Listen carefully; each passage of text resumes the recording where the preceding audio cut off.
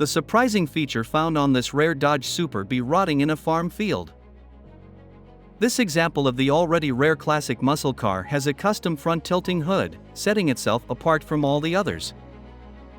Most, if not all, the classic Super Bee, Charger, and Roadrunner muscle cars were in bad condition after their current owner got them from R&R salvage or rescued them from barns and junkyards around Missouri and Illinois.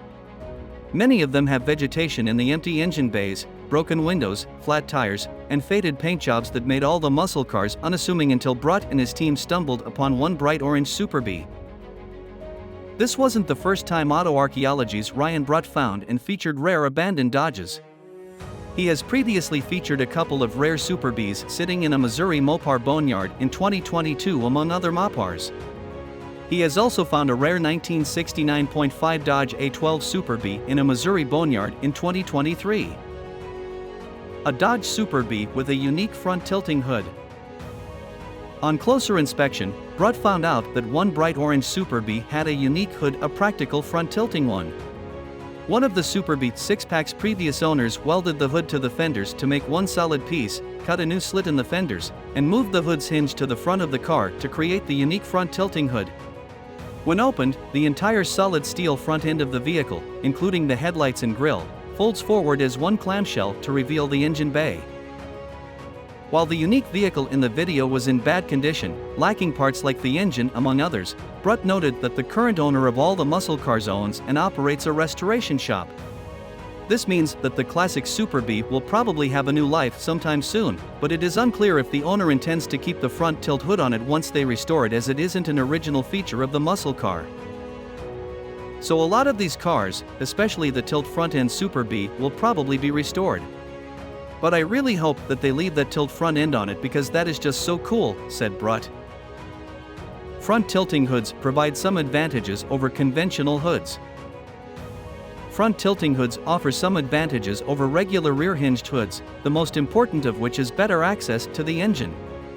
Often, front tilting hoods don't just include the top part of the hood like on a conventional hood. The front fenders also tilt with the rest of the hood, as they are usually in one clamshell piece, giving owners access to the side and sometimes the rear of the engine. Front tilting hoods also reduce the risk of a hood opening due to hood latch failure when driving at high speeds.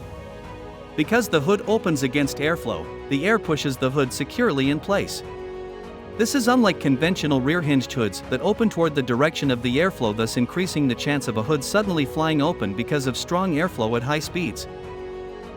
This is one of the reasons why some fast high-performance vehicles like the first-generation Dodge Viper sports car had front-tilting hoods.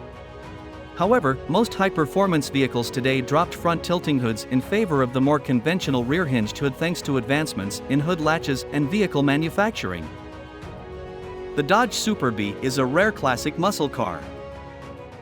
The normal Dodge Super Bee, with a regular hood, is a rare muscle car on its own.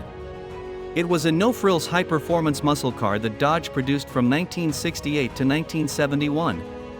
In the Dodge lineup, the Super Bee occupied a spot below the more expensive Dodge Challenger.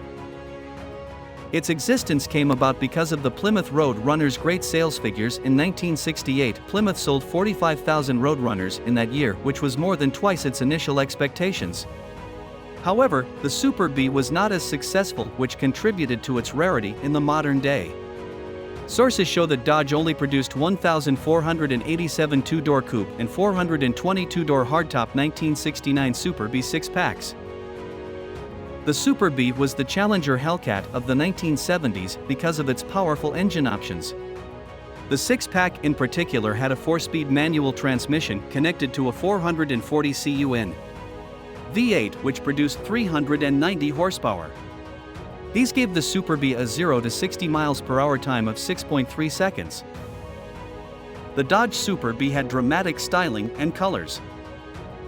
Super Bees on the used car market today come in a number of vibrant colors in combination with the black-colored Super Bee motif across the rear. However, despite its original affordability, Super Bees frequently fetch high prices at auctions due to their relative rarity and desirability for collectors. At the upper end of used Super Bee prices, one bright yellow 1970 Dodge Super Bee 6-pack with the Super Bee stripes and motif on the rear sold on Mecum auctions for $106,700. This particular example had power steering, an aluminum radiator, a dual snorkel air cleaner, a chrome air intake, electronic ignition, an AM radio, and front disc brakes. At the lower end of used Super Bee prices, another bright yellow 1970 Dodge Super Bee 6-pack sold for $40,700 in 2019. According to Mecum, it was one of the 599 V-Code Super Bee hardtops with a 4-speed manual that Dodge produced in 1970. This one had power brakes with front discs, a Ramcharger hood, 2 rows of white bucket seats, and a Hurst pistol grip shifter.